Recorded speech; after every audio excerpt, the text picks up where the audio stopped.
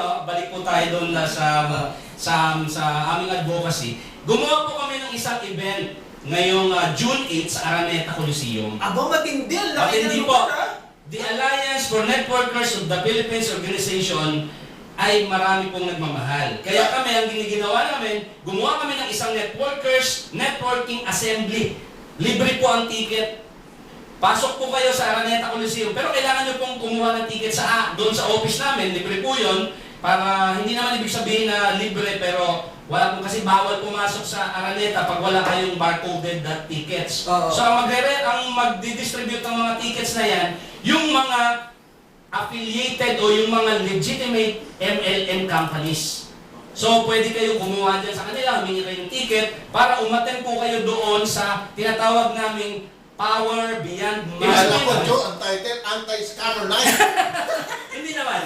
Ibig sabihin, sir, Power Beyond Money, hindi lamang pera-pera ang usapan sa network. Ibig sabihin po, kasi nga maraming pera sa networking business. Sabi ko nga kanina, sir, pag sino yung naka-Ferrari, naka-Lamborghini, lahat ng mamahaling sasakyan. Now, ano ang sama nun? Eh kung talagang yumaman sila legit. Ang masama nun, kung meron silang Ferrari at kung ano-ano, tapos wala silang insurance. Yun ang masama. Yeah, that's why. That's it. Segue nun. Masama nun, kasi pag may nangyari sa pamilya nila o sa kanila, ibebenta nila yung Ferrari nila na halagang Toyota. Gama mura. Kaya nandyan ka, coach, sa amin. Kaya nandyan ka sa ANSPO. So may segue. That's why na tinuturuan pala natin yung mga MLM. Sir, kilala niyo po, narinig niyo ba to? Buhay po ba yun? Namatay na si Sir. Oo. Without... Alin, yung kumpanya o si John Quinta? Pareho. Actually, yung fairness, nandyan pa. Nandiyan pa rin. Pero yun yung mga nauna eh. Namatay po, legend, no? Na wala. Kasi po, wala yung tinuturo, Wala ni yung Coach Dave. tinatawag kong financial checklist na tatala. So ulit-ulit ko sinasabi, healthcare insurance, life insurance, tsaka food funds. Hindi, ano nga nangyari doon? Namatay, kinuha na ni Lord. Hindi, kinuha. Mayaman. Mahirap po. Namatay ng mahirap? Yes, sir. Wow. Yun nga. Financial management. Yun nga sinasabi. Pero dumaan sa kamay niya, limpak-limpak na pera. Limpak-limpak na Ferrari. Napakalungkot naman ang buhay pala nun. He has 27 cars luxury. So kinakailangan, pag networker ka, matuto ka rin ng Yun. financial management. Tama, sir. Kasi parang dadaan lang yung pera sa buhay mo. Kaya ako tinabi ko si Coach Dave sa'yo. Dahil yung mga kayamanan mo.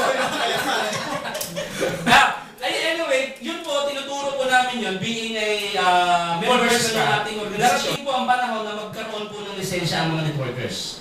That's our goal. No? Oo, maganda yan. Magkaroon po ng lisensya kasi po, bakit ang insurance agent may lisensya? Bakit po ang real estate broker may lisensya? Lahat po may lisensya, lahat pareho naman ang ginagawa. So ngayon, once na ma-regulate po yan, yun yung aming goal, lahat po na gustong magbenta ng produkto na health supplements, lahat-lahat yan, gusto kang maging direct sellers, maging agent, etc. Ang category mo po ay dapat meron po kayong lisensya at mag-undergo ka or kung saan ka mang networking company, siyang magbibigay sa iyo ng license para legitimate po tayo at meron tayong database, madali po tayong makita. Maganda yan. Eh, kailan yung June event? Yung June event natin, May date na ba yan?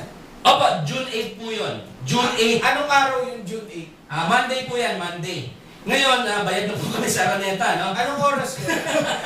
Kaya dapat Wala nang atrasan. Bayad na atrasan, bayad na kami. Napakamahal ng Araneta, kaya wala pong atrasan, iniimbitahan ko lahat ng mga networkers, real estate brokers, entrepreneurs.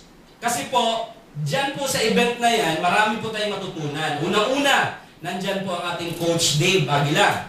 Pangalawa, Magsasalita ka rin sa Araneta Coliseum? Thank you, Araneta! Paano naman tayo? Oo. Ano sa tayo na Pwede na ako ngayon magsalita ng thank you, Araneta!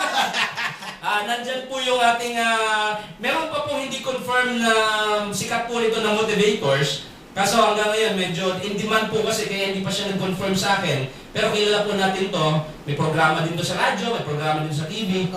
Isa po itong in-check, no? Tapos, siya po ay iniimbitahan namin. Letter C!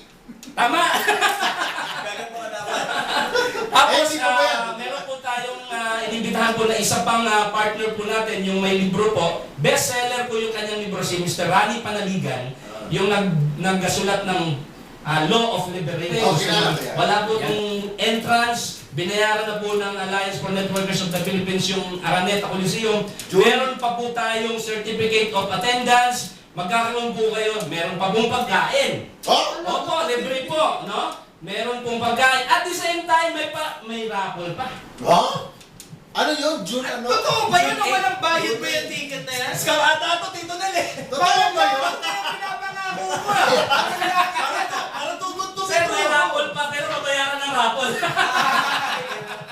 Babayaran po nila raffle ticket. Yung raffle ticket. Opo, opo. Okay. Kung gusto nilang bumili lang ng raffle ticket. Oo. Pero ang raffle naman natin, malaki po yun kasi meron pong nangako sa atin na isang development, yung real estate developer ng isang house and lot. So, Ganyan ba kulay ng damit ko? hindi ba? Hindi pa confirmed. But anyway, may isang bahay po ito, meron po isang kotse, meron pong 3 motor, meron pong 10 business franchise kasi na mananalo. Ito po ay confirm, ako po yung organizer, kaya kung gusto nilang manalo, pwede silang bumili ng ticket. Pag hindi naman, pwede lang silang manood at the same time, matuto ng paano ba maging isang legitimate entrepreneurs. Kasi I call the networkers is entrepreneurs. Yun po yun. Opo. Yeah. Excited tayo niyan, ano? Ayan. Sana makakapasok pa tayo sa Araneta, Bart. Siyempre, makakapasok, nandiyan si Depende. Coach Dave. Depende. Ano yung family business program? Ano tayo? Opo, opo. Iimbitahan po natin yung family business program natin. Kulang daw sila sa PA. So kailangan nila ng mga mga... Ito pa, may mga artista pa yan. Yo! Maraming artista po dyan. 6 po na big celebrity na dyan. Yun yung mga darating sa atin. Kaya yung mga kabataan na mga networkers, no? Aspiring entrepreneurs, pwede kayong pumunta doon sa Araneta. At the same time, siguraduhin nyo na meron po kayong ticket na makukuha sa inyong kumpanya kung saan mga MLM companies. Paano kung walk-in? Kung doon na mismo, Sa website po namin, pwede sila gumawa. At the same time, doon na mismo pwede Pwede fan-page. na. Medyo matagal-tagal pa yan eh. Sana maimbitahan ka namin ulit bago yung event. Pag malapit na, no? June. Papuntay natin ulit din si Jer. Opo. So marami po talaga, maraming matutulungan. Hindi natin na madidiscuss yung legal aspects kasi kung didiscuss natin masyadong matagal. From legal assistance, livelihood seminars, we have insurance, meron po tayong business and entrepreneurship seminars. Once na kung gusto lang po nila. Thank you ulit, JR bro. Thank you. May pahabol lang ako bago tayo matapos. Kasi last week, medyo para tayong fiesta rito. May dalawa kasing nagtanong sa Facebook. So, sagutin ko lang. Sige, sagutin mo. Baka magtanong. Nagtanong eh. Baka Nagtanong, magtampo. binagro ah. Baka magtampo, siraan yung family business.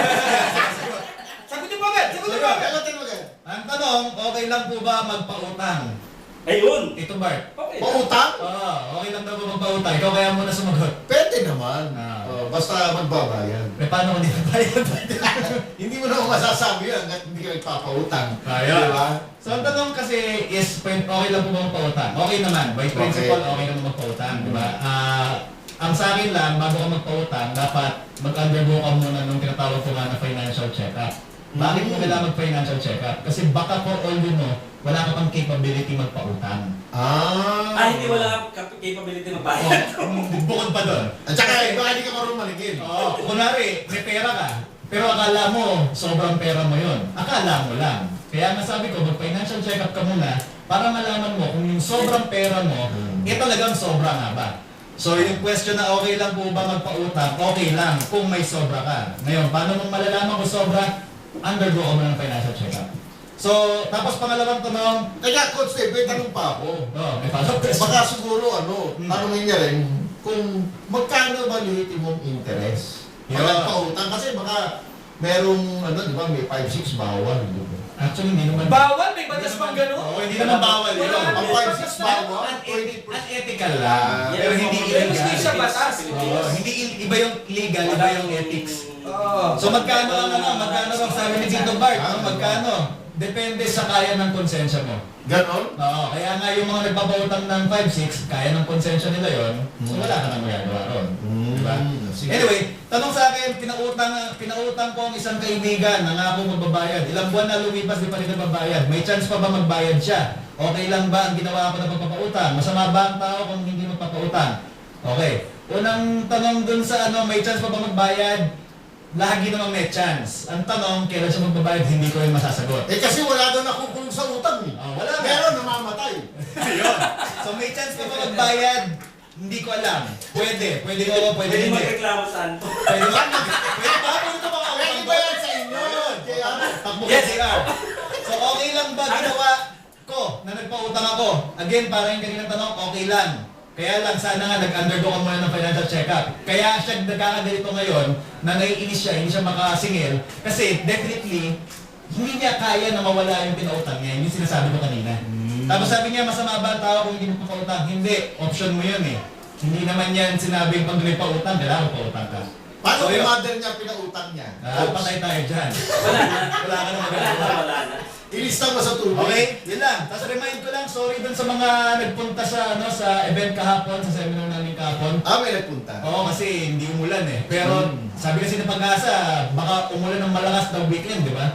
Kaya kinansel namin. Nevertheless, May 2 na yung rescheduled ng seminar kahapon, May 2 na. So yun. Thank you. Sige, at aabangan kita sa Araneta. Thank you, Araneta. Quezon City. Sige, parting words. Parting words. Tito Bart. Ako ulit. Yun lang, paulit-ulit ko sinasabi, siguro nakupalitan na yung mga tao sa akin, no? Huwag po tayong basta-basta sa pera natin. I-enjoy natin, sabi nga namin ni Tito Mel, enjoy life to the fullest. Pero responsibly. Responsibly enjoy life to the fullest. Please, sana naman mag-undergo kayo ng financial check-up. Libre lang po ang financial check-up. Okay? Yun lang po, Tito Mel. Thank you. Kami po yung nagpapasalamat. Dumating na naman tayo sa pinakamalungkot na bahagi ng programa natin, ang ating paghihiwa-hiwalay. Sana po yung nagpa-enjoy kayo sa inyong bakasyon. 4 na araw yun, long vacation. At sana po ay lagi kayo susuporta dito sa aming programa tuwing araw po ng linggo, alas 5 hanggang alas 6:30 po ng gabi. Dito po sa funniest business show dito sa Pilipinas. Ito